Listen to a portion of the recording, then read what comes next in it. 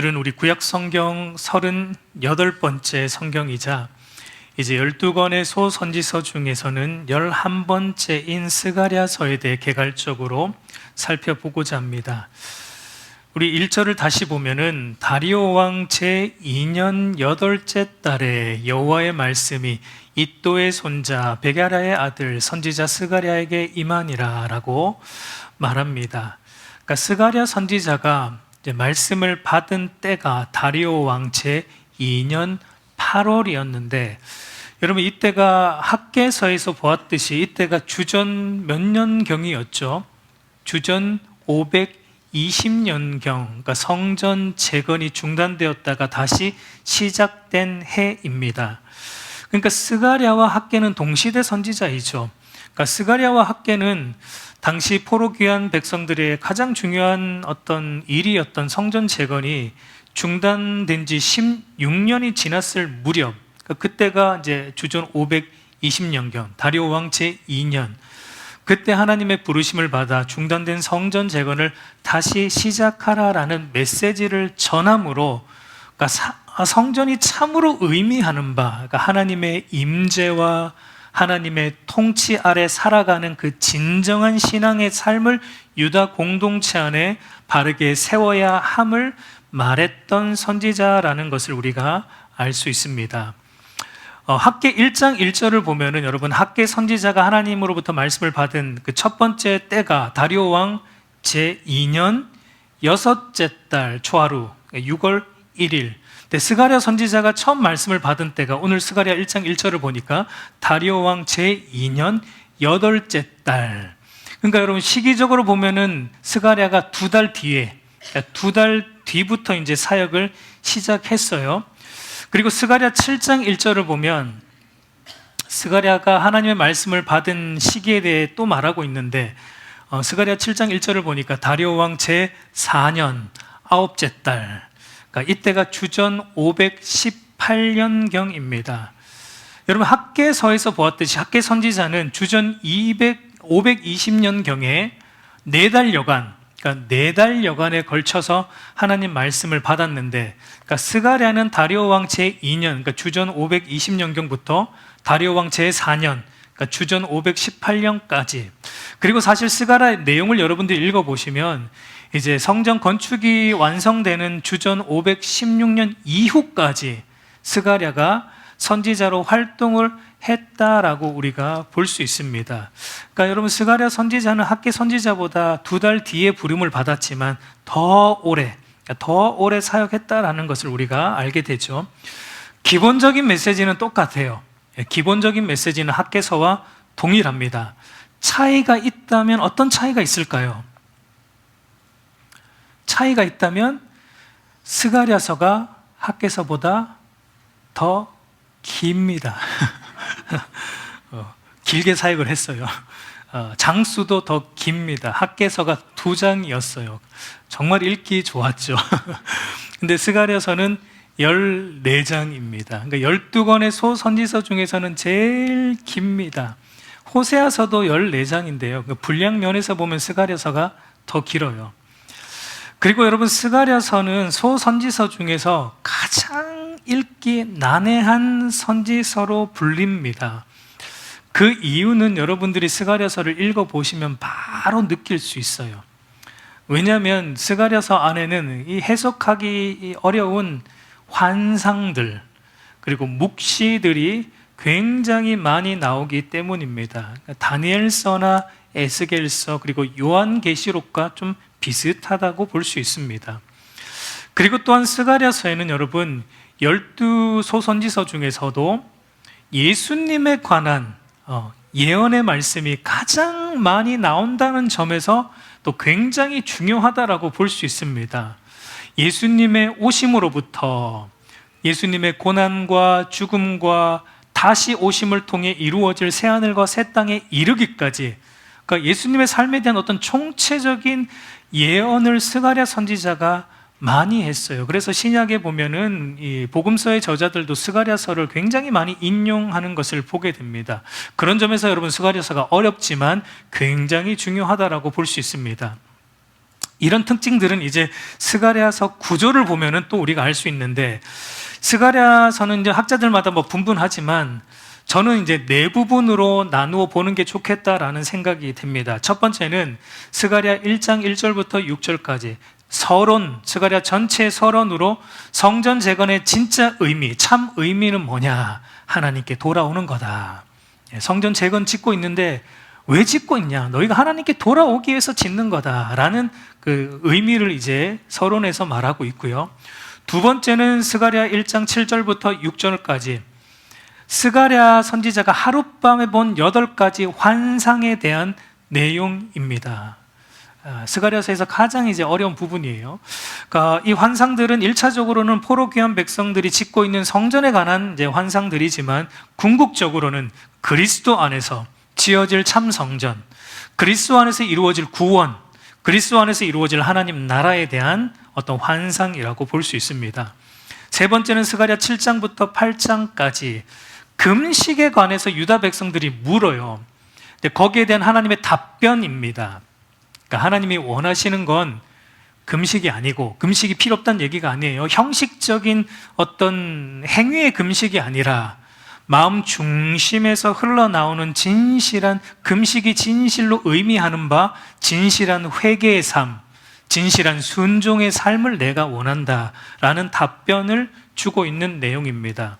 그리고 마지막 네 번째는 이제 스가랴 9장부터 14장까지 이 부분은 이제 굉장히 묵시적인 예언적인 내용들로 메시아의 오심, 메시아의 사역을 통해 성취될 구원의 완성과 하나님 나라, 새하늘과 새 땅의 도래에 대한 그런 예언의 내용들입니다. 이 구조를 중심으로 우리가 스가랴서의 메시지를 좀 간략하게 좀 살펴보겠습니다.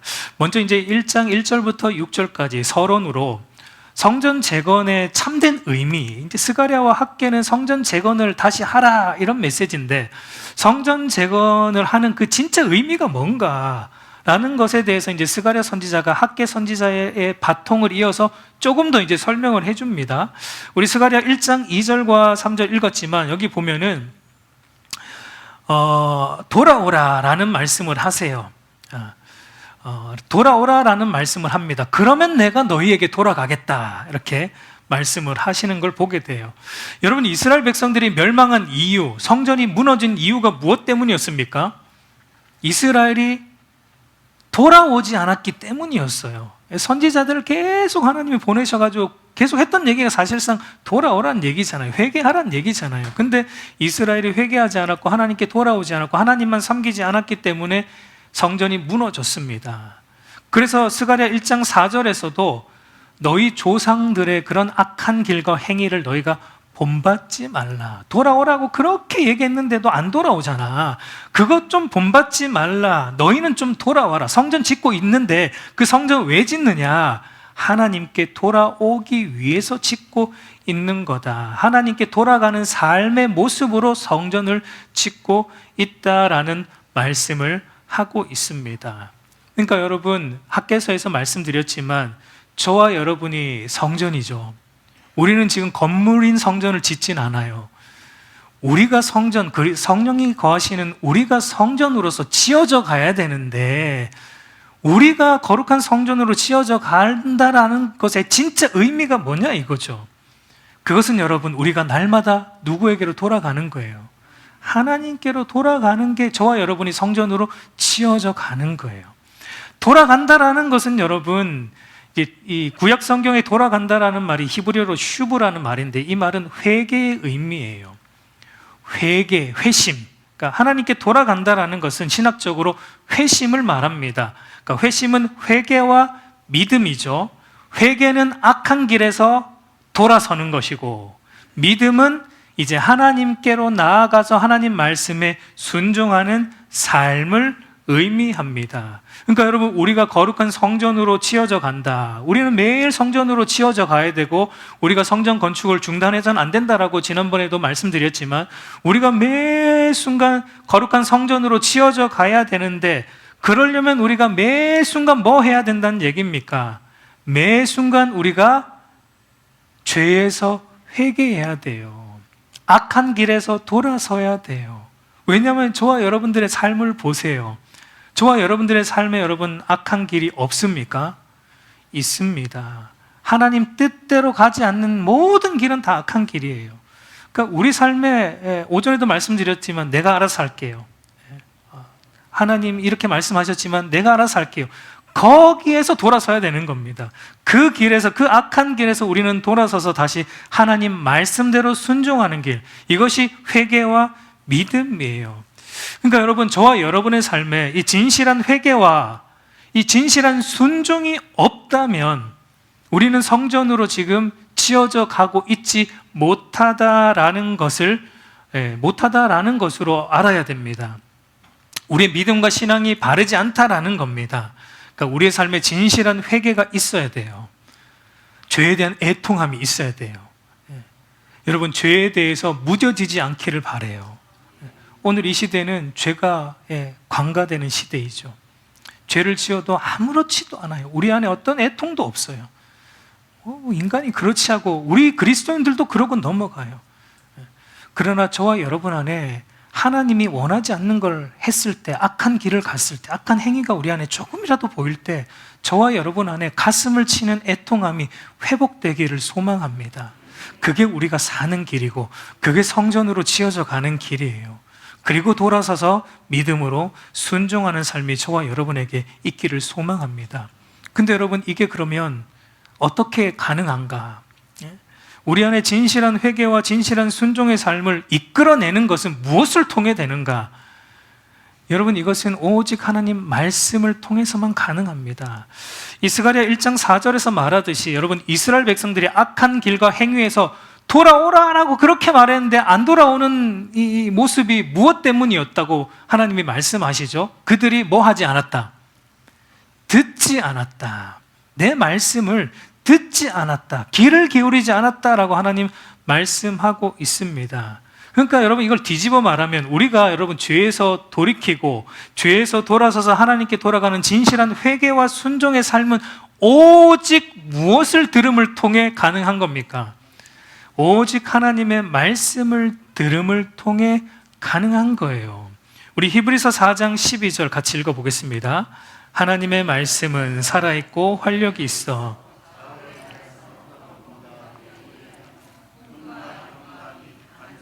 골수를 찔러 쪼개기까지 하며 또 마음의 생각과 뜻을 판단하나니. 로마서 10장 17절도 읽습니다. 그러므로 믿음은 들음에서 나며 들음은 그리스도의 말씀으로 말미암느니라. 하나 더, 사도행전 20장 32절도 읽습니다. 지금 내가 여러분을 주와 그 및 은혜의 말씀에 부탁하노니 그 말씀이 여러분을 능히 든든히 세우사 거룩하게 하심을 입은 모든 자 가운데 기업이 있게 하시리라. 여러분, 하나님의 말씀이 우리의 부패한 마음과 생각을 찔러 쪼개어서 우리 안에 혹시 악한 길이 있지 않은가 깨닫게 해줍니다. 말씀이 아니고는 깨달을 수가 없어요. 하나님의 말씀을 들음으로 우리가 다시금 하나님께 돌아가는 믿음이 우리 안에 일어나는 거예요. 그리고 하나님의 말씀이 우리를 든든히 세워서 거룩한 하나님 백성으로 살아가게 함은 물론이고 영원한 기업에 이르게 우리를 붙들어 준다라는 것입니다. 그러므로 여러분, 우리 그리스도인에게 가장 중요한 것은 하나님의 말씀이에요. 그러니까 우리가 하나님 말씀을 어떻게 대하고 있는가, 제가 누누이 말씀드리지만 하나님 말씀에 대한 우리의 태도가 우리의 신앙의 현 주소이자 우리가 영적으로 살아있느냐 죽어있느냐를 가늠하는 정확한 잣대입니다. 여러분, 말씀의 강조는 지나침이 없습니다. 지나침이 없어요. 왜냐하면 그 말씀이 그만큼 중요하기 때문이고, 또한 그만큼 우리가 말씀을 잘 안 보기 때문에. 그래서 말씀을 강조하는 것은 지나침이 없습니다. 여러분, 다윗과 같이 주의 말씀을 즐거워하며 주야로 묵상하는 은혜가 저와 여러분에게 있기를 소망합니다. 잠 안 올 때 보지 마시고요. 잠 안 올 때 보면 잠 직방으로 온다. 그러지 마시고 여러분, 말씀이 즐거워지는 은혜가 있기를 정말 간절히 소망합니다. 그런 은혜가 오면 우리가 성전으로 지어져 가고 있는 거예요.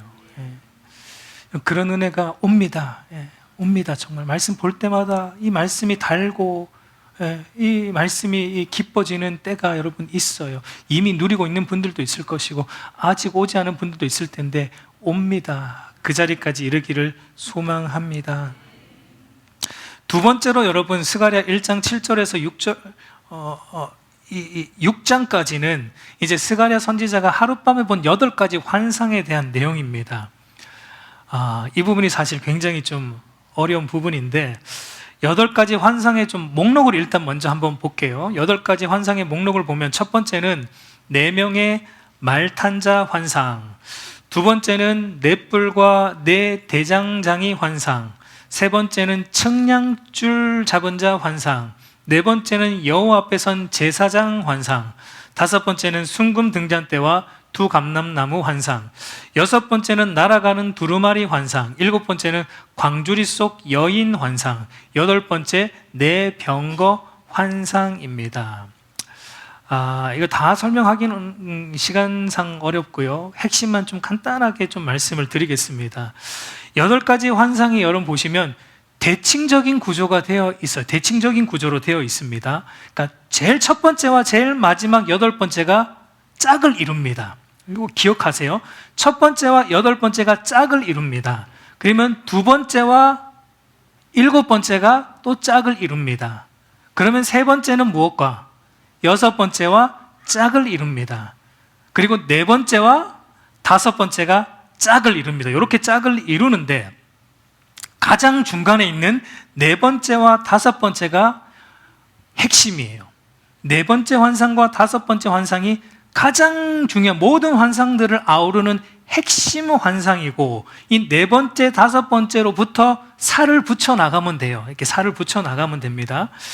네 번째 환상을 보면은 이제 포로 귀한 지도자 그 2명 중에 한 명인 제사장 여호수아에 관한 것인데, 여호수아가 더러운 옷을 입고 하나님 앞에 섰지만 하나님이 그의 더러운 옷을 벗기시고 깨끗한 옷, 아름다운 옷으로 입히시는 내용인데, 그러니까 이것은 상징적으로 이제 참 제사장이신 예수 그리스도 안에서 그의 백성들의 죄가 깨끗이 사하여지고 하나님 앞에 거룩하고 의롭게 되는 의미의 환상이죠. 그리고 다섯 번째 환상은 또 포로 귀한 지도자들 중에 또 한 명인 다른 사람은 누구죠?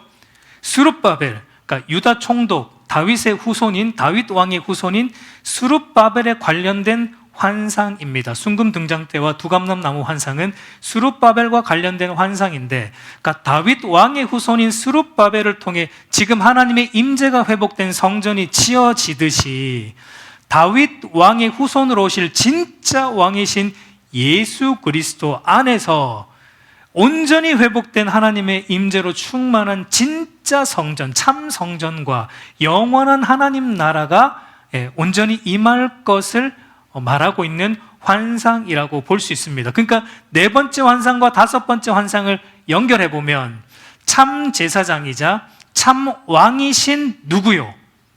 예수 그리스도 메시아, 참 제사장이자 참 왕이신 그리스도 안에서 우리의 죄가 사함을 받고 우리가 하나님 앞에 의롭다 하심을 얻게 되어서 이제 그리스도가 다스리시는 진짜 하나님의 성전, 하나님 나라 안에 우리가 머물게 되고 거하게 된다라는 그 환상인 것을 보게 됩니다. 이 두 환상을 중심으로 이제 나머지가 연결이 됩니다.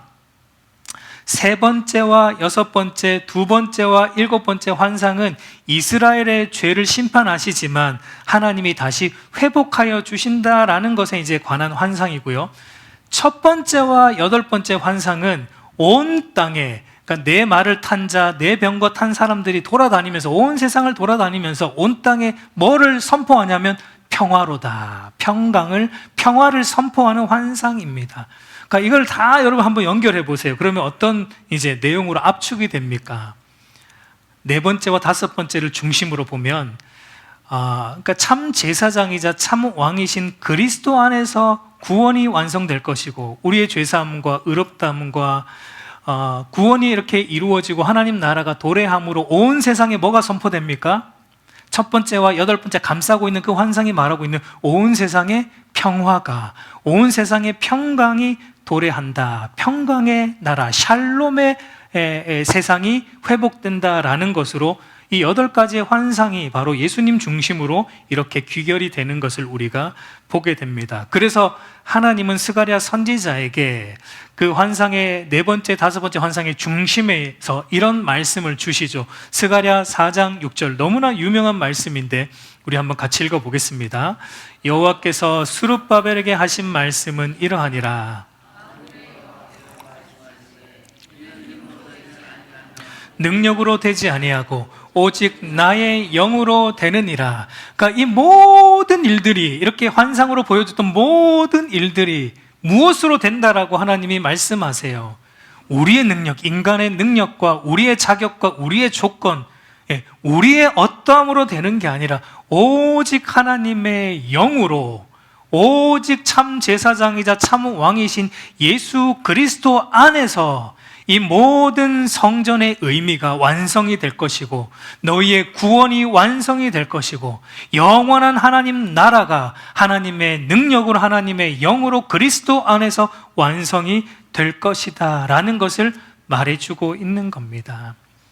그러니까 여러분, 오늘 저와 여러분이 이 자리에 앉아 있는 건 무엇 때문입니까? 우리가 성전된 것은 무엇 때문입니까?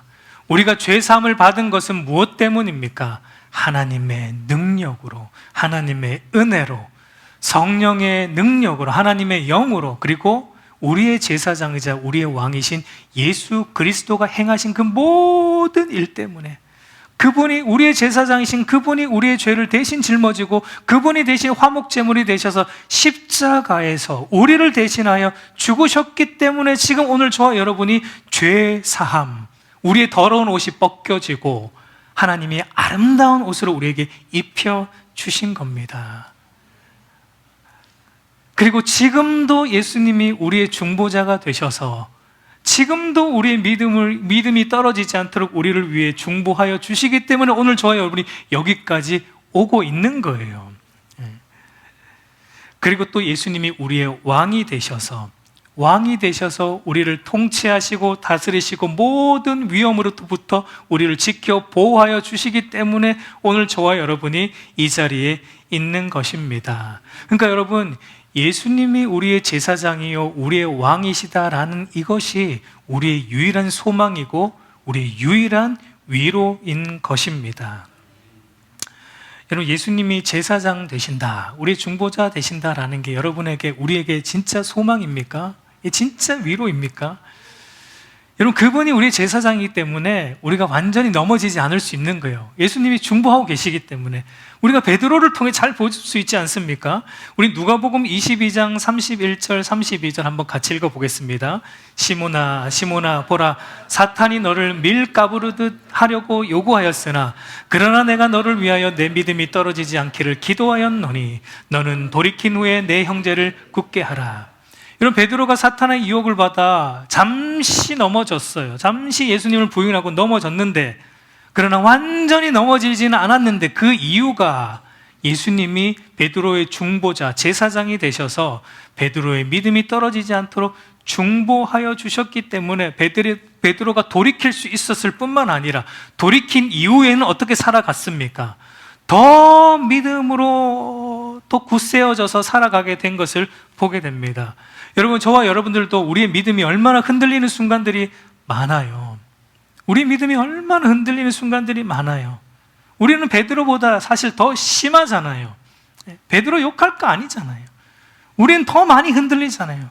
그냥 작은 소리 하나에도 우리는 믿음이 흔들리고 시험 들고 하잖아요. 그럼에도 불구하고 여러분, 우리에게 소망이 있는 것은 뭐냐면 예수님이 저와 여러분의 제사장이 되셔가지고 우리가 잠시 시험 들기도 하고 잠시 믿음이 흔들리기도 하지만 그러나 예수님이 우리를 위해 중보하고 계시기 때문에 우리를 다시 능히 세워주실 것을 믿기 때문입니다. 그래서 예수님이 우리의 제사장이다라는 게 우리의 최고의 소망과 위로인 것입니다. 그리고 예수님이 저와 여러분의 왕이십니다. 여러분 믿으십니까? 예수님이 우리를 다스리고 통치하는 우리의 왕이십니다. 이것도 여러분 얼마나 위로가 되고 얼마나 소망이 되는지 모릅니다. 예수님이 우리의 왕이시기 때문에 여러분 우리는 뭘 보장받고 있어요? 우리는 궁극적인 안정과 궁극적인 평강을 보장받고 있는 사람들입니다. 오늘 우리 주보에도 나왔지만 웨스트민스터 대요리 문답 45문에서 예수님이 왕으로서 우리를 위해 하고 있는 일들, 여러분 한 주 동안 이거 묵상하세요. 한 주 동안 주보 교회 나가면서 버리지 말고 여러분 그 주보에 나와 있는 대요리 문답 한 주 동안 묵상하고 읽으세요. 너무 중요한 신앙의 원리예요.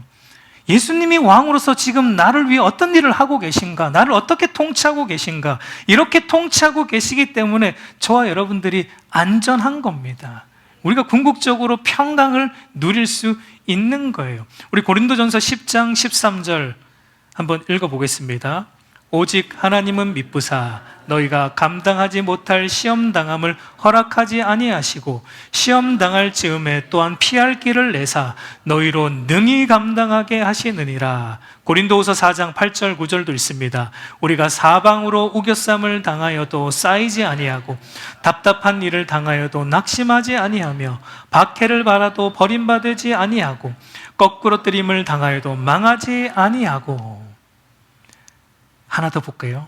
우리 로마서 8장 28절 우리가 알거니와 하나님을 사랑하는 자 곧 그의 뜻대로 부르심을 입은 자들에게는 모든 것이 합력하여 선을 이루느니라.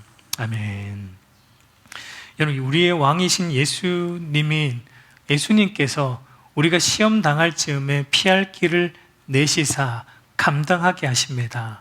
사방으로 우겨쌈을 당하여도 완전히 쌓이지 않고 우리를 지켜 보호하여 주시고 우리를 다시 건져 주십니다. 그리고 모든 것을 합력하여 반드시 선으로 인도하십니다. 그러므로 예수 그리스도를 나의 제사장으로 나의 왕으로 모신 인생만큼 복된 인생은 없습니다. 그래서 모세가 이렇게 말한 거예요. 신명기 33장 29절에 이스라엘이여 너는 행복한 사람이로다. 여호와의 구원을 너같이 얻은 백성이 누구냐? 그는 너를 돕는 방패시요 내 영광의 칼이시로다. 내 대적이 내게 복종하리니 내가 그들의 높은 곳을 밟으리로다. 여러분 이 말씀을 믿습니까? 저와 여러분의 인생에 한 번씩 내 인생이 왜 이럴까? 내 인생 왜 이럴까? 라는 말을 하고 싶을 때가 한 번씩 여러분 있죠. 왜 이럴까? 이런 생각이 한 번씩 들 때마다 여러분 이 말씀을 기억하세요. 참 제사장이자 참 왕이신 예수님의 중보와 다스림 아래 있는 내가 행복한 사람이구나. 예수님의 중보와 다스림 아래 있는 내가 참으로 복받은 사람이구나. 다른 것 때문이 아니라 돈이 많아서가 아니라 뭔가 환경이 좋아서가 아니라 이 예수님 때문에 내가 행복하고 복받은 사람이다 라는 것을 여러분 우리가 깨닫는 은혜 있기 소망합니다. 우리 세 번째 파트로 넘어가면 스가랴 7장에서 8장까지로 이 부분은 이제 금식에 대해서 유다 백성들이 질문을 하고 하나님이 답을 주는 어떤 파트입니다. 스가랴 7장 2절과 3절을 보면은 베델에 살던 어떤 유다 백성들이 올라와서 묻습니다.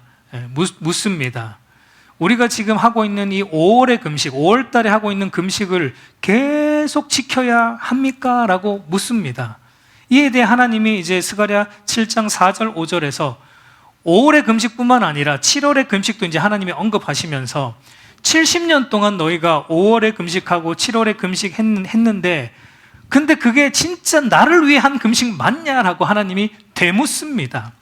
여러분 사실 유다 백성들이 5월에도 금식했고요 7월에도 금식했고 근데 스가랴 8장 19절을 보면은 금식을 5월과 7월뿐만 아니라 또 언제도 했냐면 언제도 했습니까? 4월에 됐고요 10월 달에 됐습니다. 그러니까 4월의 금식, 5월의 금식, 7월의 금식, 10월의 금식 70년 동안 이들이 4번의 금식을 4달의 금식을 했던 것을 우리가 보게 됩니다. 70년 동안. 그러면 좀 놀라야 되지 않아요? 우리는 하루 금식도 하기 힘든데요 70년 동안 4월의 금식, 5월의 금식, 7월의 금식, 10월의 금식 대단한 열심 아니에요? 그럼 대단한 열심이죠. 근데 하나님이 책망하십니다. 너희가 그렇게 열심히 금식을 하긴 했는데 그 누구 위해서 했냐? 너희 좋자고 한 거 아니냐? 솔직히 말해서. 솔직히 말해서 우리 한번 까놓고 얘기해보자. 우리 성경에 이렇게 나오진 않습니다. 제가 그냥 얘기하는 거예요. 한번 까놓고 얘기해보자. 그 금식 70년 동안 했는데 그거 왜 했냐? 나를 위해서 했냐? 너희를 위해서 했냐? 너희 좋자고 한 거 아니냐? 너희 만족을 위해서 한 거 아니냐? 그거 해놓고 하나님께 기복적인 복만 빌었지 않냐? 라고 하나님이 책망하십니다. 그리고 이어서 하나님이 이제 이렇게 말씀을 주세요. 스가랴 8장 16절 17절을 보면 이제 하나님이 원하시는 걸 말씀하세요. 내가 원하는 게 뭐냐면 그런 형식적인 금식이 아니고 그런 종교적인 열심이 아니라 너희 마음을 원한다는 거예요. 너희 마음 중심에서 흘러나오는 진실한 회개를 나는 원하고 너희 마음 중심에서 흘러나오는 진실한 순종의 삶을 나는 원하지 70년 동안 그렇게 그냥 지켰던 그 금식을 내가 원하는 게 아니다. 너희 마음 중심에서 흘러나오는 하나님을 사랑하고 그리고 그렇게 이웃을 사랑하는 그런 진실한 율법의 삶을 내가 원한다라고 말하고 있습니다. 여러분, 우리가 얼마나 간사한 존재인지 여러분 간과해서는 절대 안 돼요. 우리가 여러분 이렇게 겉으로 양복 차려입고 있으니까 좀 되는 사람 같아 보이지만 우리가 얼마나 간사한 존재인지 우리는 결코 그것을 잃어버리면 안 됩니다. 우리는 여러분 다른 사람도 잘 속입니다. 야곱이죠. 그런데 또 누구도 잘 속입니까? 나 자신도 잘 속여요. 우리는 다른 사람도 잘 기만하고요. 나 자신도 잘 기만합니다. 여러분, 우리는 마음 중심으로 하나님을 경외하지 않으면서 마음 중심으로 우리의 죄에 대해 애통함이 없으면서 마음 중심으로 회개하고 돌이키지 않으면서 마음 중심으로 하나님 말씀에 순종하지 않으면서 그런 거 별로 없으면서 주일 하루, 오늘 이 주일 하루 교회 나와 예배하고 주일 하루 어떤 성가대로 찬양대로 교사로 어떠한 헌신으로 봉사하는 것으로 마치 내 믿음과 신앙이 괜찮은 것처럼 남들도 속이지만 나 자신도 잘 속입니다. 잘 기만합니다. 여러분, 이거 우리가 학개서에서도 보았습니다. 여러분, 학개서에서도 여러분 유다 백성들이 거룩한 삶을 안 살아요. 하나님 말씀에 순종하진 않아요. 근데 뭘 하고 있어요? 성전 짓고 있잖아요. 거룩한 성전 짓고 있잖아요. 교회 짓고 있잖아요. 그러니까 그거 하고 있으니까 나는 어떻다? 내 신앙은 괜찮다. 이거 하고 있으니까 나는 거룩하다. 이거 하고 있으니까 나는 하나님 앞에 거룩한 하나님 백성이지 라고 착각하고 있을 때 하나님이 학개 선지자를 통해 거룩의 법칙을 말씀하면서 너희 때문에 성전이 더러워지고 있다. 성전 하나님이 임재하는 곳이어야 되는데 너희가 하나님 말씀대로 살지 않는 너희 때문에 오히려 거룩한 성전이 더러워지고 있다라고 말씀했던 것을 우리가 학개서에서도 보았습니다. 여러분 기억하셔야 돼요. 하나님은 우리의 중심을 보십니다. 여러분, 사람은 속일 수 있어요. 근데 하나님은 속지 않아요, 여러분. 하나님 우리의 중심을 보신다라는 사실 여러분 잊어서는 안 돼요. 이 자리에 앉아있는 하나님 보시지 않아요. 안 앉아있어도 된다는 얘기는 또 아닙니다. 일단 뭐 앉아있어야 되긴 되겠죠. 근데 이 자리에 앉아있는 것으로 여러분의 신앙이 머물러서는 안 된다는 얘기예요. 하나님은 우리의 중심을 보세요. 사무엘상 16장 7절 같이 읽어보겠습니다. 내가 보는 것은 사람과 같이 아니하니 사람은 외모를 보거니와 나 여호와는 중심을 보느니라. 여러분, 우리는 우리 입술의 고백으로 우리의 종교적 열심으로 속일 수 있어도 하나님은 우리의 중심을 보심을 늘 기억하시기 바랍니다. 그래서 하나님은 우리에게 원하시는 것은 중심의 진실함이에요. 시편 51편 6절을 보면 보소서 주께서는 중심이 진실함을 원하시오니 내게 지혜를 은밀히 가르치시리이다 라고 다윗이 자기 죄를 회개할 때 고백했어요. 자기가 죄 짓고 나니까 자기 중심이 진실하지 않다는 걸 본 겁니다. 근데 하나님이 원하는 거는 중심의 진실이라는 걸 본 겁니다. 이게 진짜 신앙이죠. 이게 진실한 회개이죠. 내 마음 중심에 진실함이 없는 걸 회개하는 거예요. 그래서 하나님이 원하는 그 중심의 진실함을 회복해 달라고 다윗은 기도합니다. 저와 여러분에게 그런 기도가 날마다 나오기를 소망합니다. 그런데 여러분, 우리가 그렇게 중심의 진실함으로 하나님을 섬기지 않을 때, 하나님을 믿지 않을 때 하나님은 어떻게 하시는가? 이걸 우리가 한번 봐야 되는데요.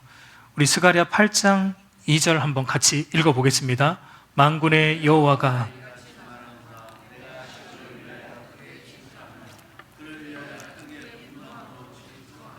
여러분, 우리가 중심의 진실함으로 하나님을 예배하지 않고 중심의 진실함으로 하나님을 섬기지 않고 중심의 진실함으로 신앙생활을 하지 않을 때 하나님은 어떻게 하십니까?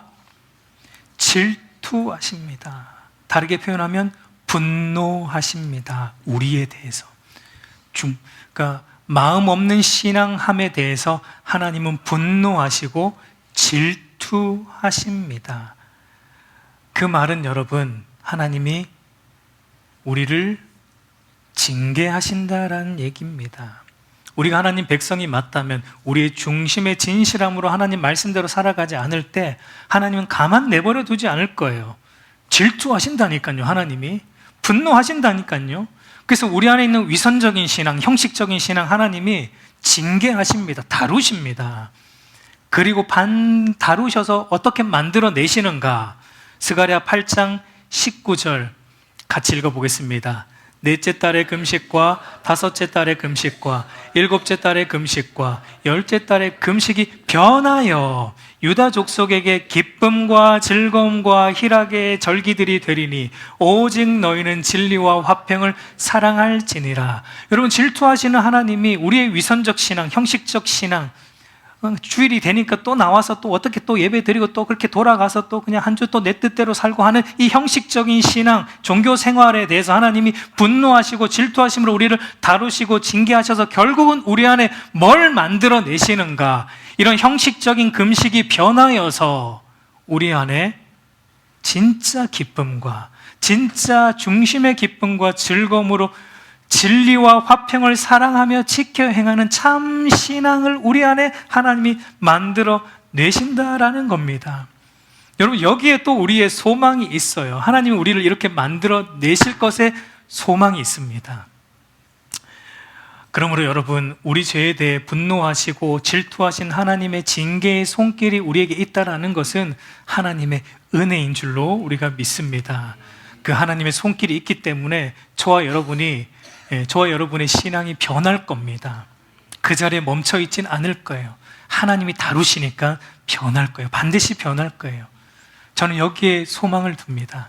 하나님이 여러분들을 그리고 저를 다루시고 그래서 우리의 신앙을 다시금 새롭게 하실 것에 소망을 둡니다. 우리 마지막 네 번째로 이제 넘어가서 마지막 네 번째는 이제 스가랴 9장에서 14장까지로 묵시적인 내용들, 계시록과 같은 이제 내용들이 이제 쭉 나오는데 메시아의 오심과 그의 사역으로 성취될 구원의 완성과 하나님 나라의 도래, 새하늘과 새 땅에 대한 예언의 내용입니다. 가장 핵심적인 장을 꼽자면 저는 이제 13장이라고 생각이 되는데 우리 13장 1절을 보면은 한번 같이 읽어보겠습니다.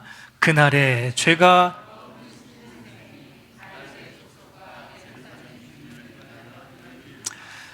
어떤 예언을 하시느냐? 그날에 죄와 더러움을 씻는 샘이 하나님 백성들에게 열릴 것이다 라는 말을 하는데 그 날은 언제일까요, 여러분? 이 죄의 더러움, 우리의 죄의 더러움을 씻는 샘이 열리는 날, 우리의 구원이 이루어지는 그 날이 이를 예언하고 있는데 그 날은 언제입니까? 스가랴 13장 7절도 같이 읽습니다. 만군의 여호와가 말하노라. 칼아 깨어서 내 목자, 내 짝된 자를 치라. 목자를 치면 양이 흩어지려니와 작은 자들 위에는 내가 내 손을 들이우리라. 여러분, 그 날은 어떤 날입니까? 성부 하나님께서 내 짝된 자, 내 목자, 이게 누구죠? 예수님이죠. 메시아를 가리키죠. 성부 하나님께서 내 짝된 자, 내 아들을 치는 날이에요.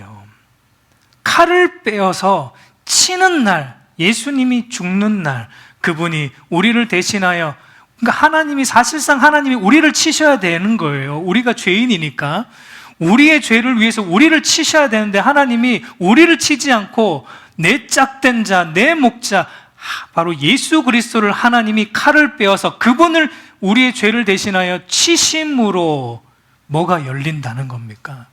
죄를 씻는, 죄의 더러움을 씻는 셈이 바로 구원이 우리에게 열리게 될 것을 예언하고 있는 내용이죠. 그러니까 이 13장이 가장 나머지 뒷부분의 핵심이다라고 볼 수 있습니다. 여러분, 그래서 그날에 스가랴 선지자의 예언처럼 예수님을 따르던 많은 양들이, 수많은 무리들이 어떻게 됐습니까? 오늘 이 말씀처럼 성부 하나님께서 예수님을 치시니까 다 흩어졌죠.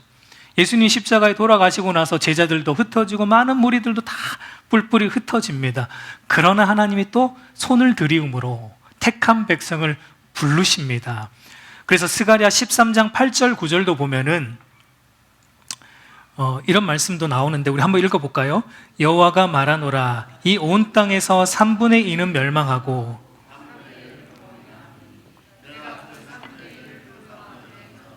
은같이 연단하여 금같이 시험할 것이라. 그들이 내 이름을 부르리니 내가 들을 것이며 나는 말하기를 이는 내 백성이라 할 것이요 그들은 말하기를 여호와는 내 하나님이라 하시리라. 예수님의 십자가 죽음을 통해 뿔뿔이 다 흩어지는데 하나님이 또 부르십니다. 근데 어느 정도 3분의 2는 안 돌아오고 3분의 2는 그대로 돌아오지 않고 멸망하고 3분의 1만, 소수만, 좁은 길이에요. 협착한 길이에요. 많은 사람이 찾지 않아요. 소수만 믿음의 연단함을 받아 다시 주께로 돌아와 하나님의 이름을 부르며 하나님의 백성이 되는 것을 예언하고 있습니다. 여러분, 이게 계시록에도 그대로 나옵니다. 그러니까 여러분, 여기서 우리가 볼 수 있는 건 구원 얻는 수가 많지 않다라는 거예요. 그러니까 우리의 믿음을 늘 돌아봐야 돼요. 내가 정말 하나님의 구원받은 백성인지를 돌아봐야 돼요. 그저 교회 나오면 구원받는다 이렇게 말할 수 없어요. 그리고 교회에서 그렇게 말해서도 안 되고요. 구원이 그렇게 은혜이지만 쉬운 건 또 아니란 말이에요. 구원은 진실로 하나님께 회개하고 돌아오는 자에게 하나님이 주시는 은혜입니다. 그래서 하나님 돌아오라고 하는 거예요. 스가랴 선지자에게 돌아오는 자들을 통해 하나님 나라가 임하는 거예요. 돌아오는 자들을 통해 성전이 지어지는 거예요. 어중이 떠중이를 통해 하나님 나라가 임하지 않습니다. 어중이 떠중이를 통해 성전이 지어지지 않습니다. 회개하고 돌아오는 자들을 통해 하나님은 하나님 나라가 이 땅에 임하게 하시는 거예요. 그게 3분의 1, 3분의 어느 정도인지 모릅니다. 그러나 3분의 1, 그러니까 적다라고만 말하고 있는 겁니다. 그리고 스가랴 14장에서 이제 장차 주님 다시 오심으로 도래할 새하늘과 새 땅에 대한 예언을 이제 14장 마지막 장에서 하는데, 14장을 여러분들 읽어보시면 중요한 건 뭐냐면 주님 나라, 주님 다시 오실 때 도래할 새하늘과 새 땅이 도래할 텐데, 중요한 것은 그 이전에 싸움이 있다라는 게 이제 14장의 좀 중요한 부분입니다. 그 이전에는 믿는 자와 이 대적들과의 싸움, 교회와, 이 땅의 교회와 세상과의 싸움이, 치열한 싸움이 있다라는 겁니다. 그러니까 여러분, 우리 주님 다시 오실 때까지 저와 여러분이 계속 해야 되는 게 뭐라는 겁니까? 싸움을 해야 된다. 믿음의 선한 싸움을 우리가 손 놓고 있으면 안 되고, 여러분 지금 저와 여러분은 지금 무슨 상태? 전시 상태 잊으면 안 돼요. 영적 전시 상태예요. 근데 이렇게 한가할 수 있어요, 우리가? 와, 대단한 사람들이 하여튼. 지금 영적 막 전쟁, 영적 포화가 막 빗발치고 있는데, 가만 보면 너무, 우리 한국교회 성도들 보면 너무 한가한 것 같아. 막 전쟁인데도 이렇게 편할 수가 없어요. 아니에요, 여러분. 우리는 지금 영적 전쟁 중에 있다라는 사실을 잊어서는 안 됩니다. 이제 말씀을 여러분 맺겠습니다. 그리스도 안에서 우리가 성전으로 지어져 간다라는 것은 돌아가는 거예요. 돌아가는 것은 회개하고 날마다 믿음의 순종을 하는 거예요. 그 삶에는 여러분 대적자가 나타날 거예요. 주님 오실 그날까지 끊임없이 우리가 성전으로 못 지어가도록 방해꾼들이 나타날 거예요. 그 배후에는 사탄이 있겠죠. 근데 여러분, 사탄이 뭘 이용해서 공격하는 줄 아십니까? 사탄이 뭘 이용해서 공격합니까? 사탄은 우리 안에 있는 죄악된 본성을 자극해서 공격하고 이 세상의 가치를 자극해서 우리를 공격한다라는 것을 기억해야 됩니다. 그 사탄이 우리에게 제일 자주 유혹하는 게, 제가 누누이 말씀드리지만, 하나님 말씀이 그래도 중요한 건 일단 네가 먹고 살아야지. 하나님 말씀이 그래도 일단 지금 네 발등에 떨어진 불부터 꺼야지. 다 그렇게 사는데 하나님 말씀이 그래도 일단 네가 필요한 거 얻어야지. 그게 행복이고 그게 성공이지. 21세기에 무슨 자기 부인이 웬 말이냐. 21세기는 자기 피할 시대가 아니냐. 여러분, 피할 시대가 뭐예요? 피할 건 피하고 알릴 것은 알리고. 피할 시대잖아요. 그러니까 내한테 안 좋은 건 다 피하고 내한테 득이 되는 거, 내한테 내 이력에 좋은 것들은 알리는 게 피할 시대 아닙니까? 내 안 좋은 건 다 숨기고 알릴 것만 알리고. 괜찮다, 그 정도 괜찮다, 요즘 세상 다 그렇게 살아간다. 교회를 봐. 뭐 세상은 둘째치고 야 교회를 보라고, 교회 안에 보라고. 대부분의 그리스도인들도 다 그렇게 살잖아. 너만 그런 거 아니잖아. 괜찮아. 여러분, 사탄이 이렇게 유혹한다니까요. 이렇게 우리를 무력화시킵니다. 거기에 굴복하면 여러분 무력화되는 거예요. 우리가 싸워야 돼요. 그 사탄의 유혹과 그 사탄의 간계함과 우리가 싸워야 됩니다. 근데 우리의 힘으로 싸울 수 있어요? 없잖아요. 그래서 스가랴가 우리에게 뭐라고 말했어요? 우리의 힘과 능으로 되지 않고 오직 하나님의 영으로 된다. 여러분, 우리가 이 싸움을 이길 비결은 여러분 우리 팔 걷어붙이는 게 아니라고 했죠. 이 싸움을 이기는 비결은 여러분 우리가 매 순간 하나님의 영을 의지하는 겁니다. 매 순간 하나님의 영, 성령 하나님의 능력을 구하는 거예요. 그리고 매 순간 우리의 제사장이자 우리의 왕이신 예수 그리스도를 바라보고 붙잡는 거예요. 그래서 예수 그리스도의 중보자 되심과 우리의 왕 되심을 붙잡고 우리를 앞서가신 우리의 왕 되신 그리스도를 따라가야 돼요. 제발 다른 사람 좀 따라가지 마세요. 예수님을 따라가세요. 우리의 왕이신 예수님을 따라가야지. 예수님이 가신 길로만 가야지 여러분 안전하지. 세상에 미디어에서 나와가지고 뭐 똑똑한 박사들이 나와가지고 여기가 맞습니다, 그런가 보다 하고 따라가면 꼬꾸라집니다. 여러분, 안 돼요. 세상의 지혜를 따라가지 마세요. 우리의 왕이시며 제사장이신 예수님의 말씀만 쫓아가는 그분의 양들이 되기를 소망합니다. 그게 바로 우리가 성전으로 지어져 가는 거예요. 다른 게 아니에요. 우리가 거룩한 성전으로 지어져 가는 것은 악한 길에서 돌아서서 이제는 우리의 왕이자 제사장인 예수님만 따라가는 게 우리가 성전으로 지어져 가는 지름길이다라는 것입니다. 그 은혜가 저와 여러분에게 있기를 우리 주님의 이름으로 축복합니다.